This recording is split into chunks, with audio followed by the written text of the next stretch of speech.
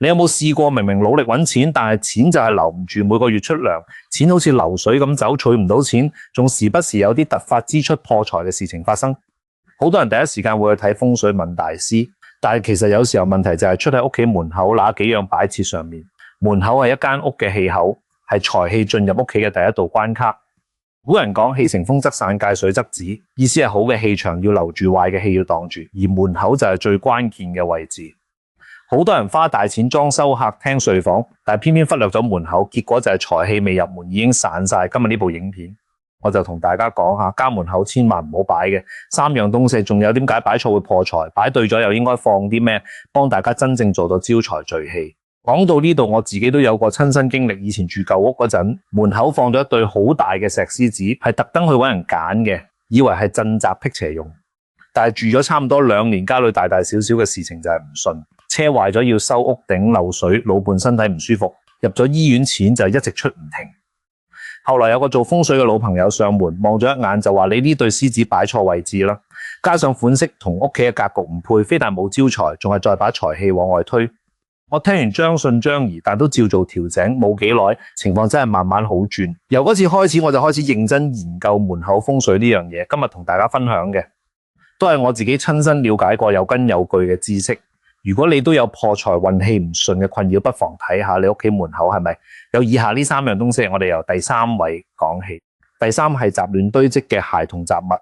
好多香港人屋企細門口本來就唔大，一入門就係鞋架，而且鞋架永遠都係亂糟糟嘅，鞋頭向外，向內橫放搭放，仲係唔止一個人嘅鞋，幾代人嘅鞋全部都堆晒喺門口。有啲人更加索性將唔穿嘅舊鞋、壞咗嘅雨刷、用剩嘅紙袋、膠袋全部都堆喺門口角落。點解呢樣嘢會影響財運？首先從最實際嘅角度去講，門口係每日進出嘅必經之路，雜物堆積，人一進門就感覺壓迫，心情自然唔好，情緒影響判斷，判斷影響決策，決策影響財富，係有連鎖效應嘅。從傳統風水嘅角度去睇，鞋係代表行走，鞋頭向外係象徵向外行，財向外流。如果鞋又亂又多雜氣積聚，就更加難以聚財。古語有云：門庭若市係好事，但前提係門庭要整潔有序。若果係門庭有垃圾堆，自然就同財氣搭上關係。正確嘅做法係鞋架要整齊，最好係鞋頭向內擺，代表財進門。舊鞋壞鞋要定期清走，唔好因為捨不得而霸佔門口嘅位置。如果門口細，可以揀有門嘅封閉式鞋櫃，把鞋收起唔外露，既整齊又唔會令雜氣散漫。另外門口嘅地方要保持暢通，唔好堆放唔需要嘅雜物，讓氣流可以順暢進入屋企。有啲人可能覺得鞋嘛，擺喺門口係天經地義嘅事，有咩問題？但係你試下想象一下，如果你係財神爺，你係咪願意搭一個門口雜亂無章、臭鞋橫陳嘅屋企？答案係顯而易見嘅。整潔嘅門口係對財氣嘅一種尊重，也是對自己生活品質嘅一種態度。講完第3，我哋再講第2樣，亦係好多人都會犯嘅錯誤，就係擺放枯萎植物或者陰生植物。植物係可以旺財嘅，但係前提係要擺啱種類、擺啱位置，而且要保持生命力。好多人喺門口擺咗盆植物，以為係增添生氣，但係又唔定期淋水，任由植物枯萎或者葉子黃晒都唔理，咁樣唔單止唔旺財，仲會帶來衰氣。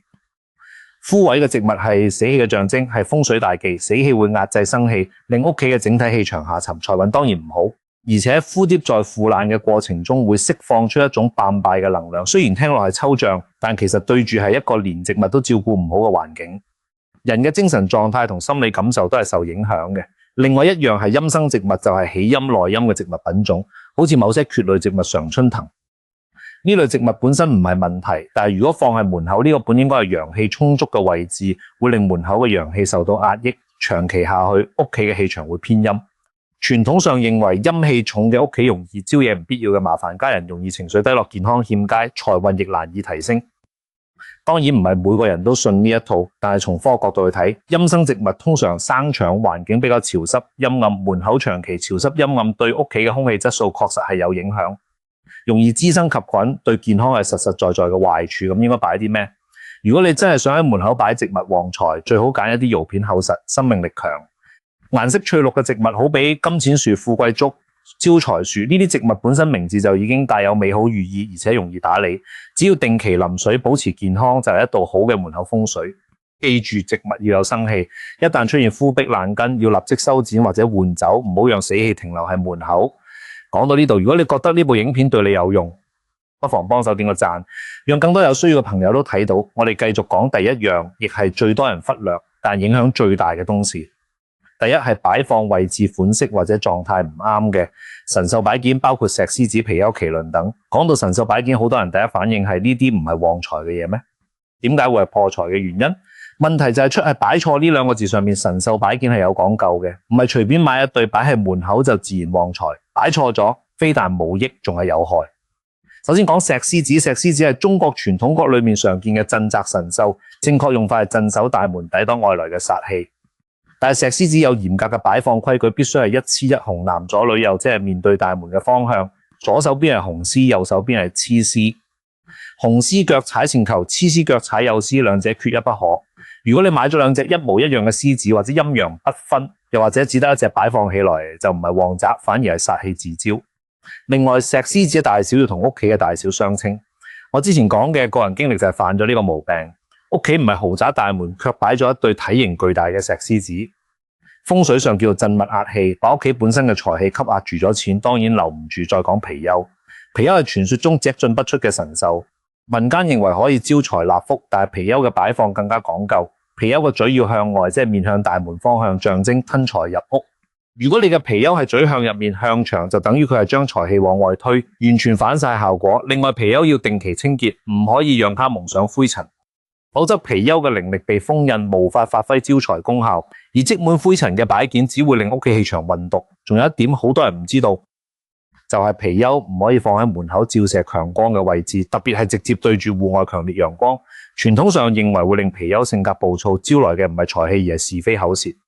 固然呢個係傳統說法，但係從實際角度去睇，長期強光照射會令擺件褪色、材質受損，影響美觀同耐用性。麒麟亦係相似道理。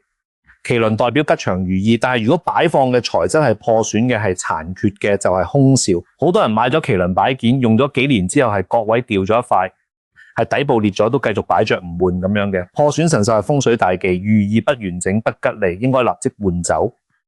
所以如果你家門口有以上呢類神獸擺件，第一步係先檢查佢哋嘅狀態係咪完好，第二步係確認擺放方向係咪正確，第三步係確認大小同屋企格局係咪配稱。三樣都對晒，神獸擺件先至係真正幫你守財招財。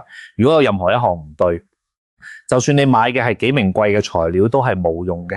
講完三樣唔好擺嘅，我哋再補充一下門口到底應該擺啲咩先至真係招財聚氣。第一樣係燈光，好多門口燈唔旺，甚至長期不亮，覺得節省電費。但係門口嘅燈係明堂嘅氣口，要夠光夠亮，財氣先至願意進來。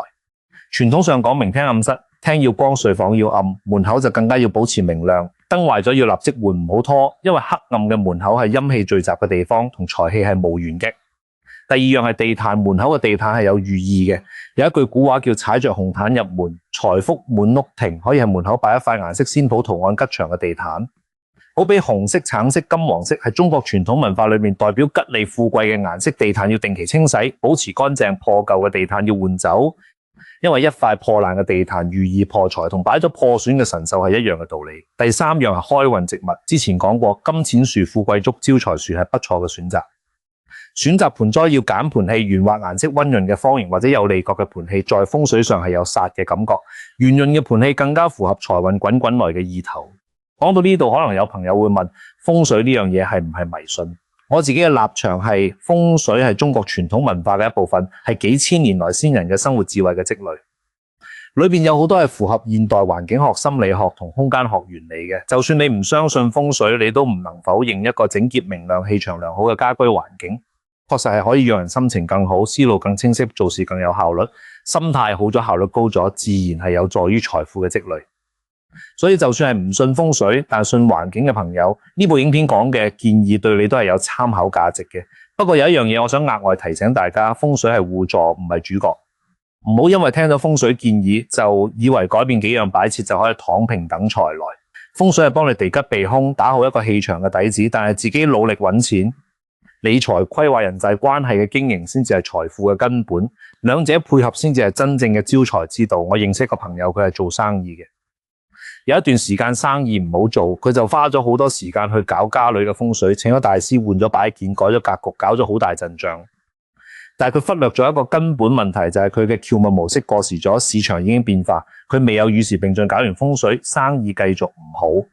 後來佢醒悟咗，轉型調整咗方向，加上門口嘅環境整頓好咗，生意慢慢回升。佢自己都話風水係令佢心態更平穩，但係真正轉變嘅係佢自己嘅行動。所以呢部影片講嘅唔係要你去迷信風水，而係提醒你關注一下你屋企門口呢個容易被忽略嘅細節，因為環境影響心情，心情影響行動，行動影響結果。將門口整頓好係對自己生活嘅一種重視，也是讓每一日出入都有一個好心情嘅起點。最後總結一下今日講嘅3樣門口千萬唔好擺嘅東西。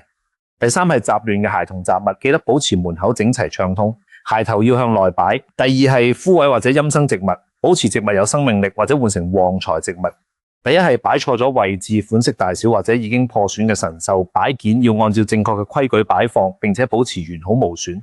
做好呢3樣，再配合明亮嘅燈光、乾淨嘅地板同健康嘅植物，你屋企嘅門口氣場自然好轉，財氣又更容易聚集。如果呢部影片對你有幫助，記得幫手點個讚，同時訂閱我嘅頻道，之後會繼續分享更多關於家居風水同生活智慧嘅實用內容。你身邊有冇朋友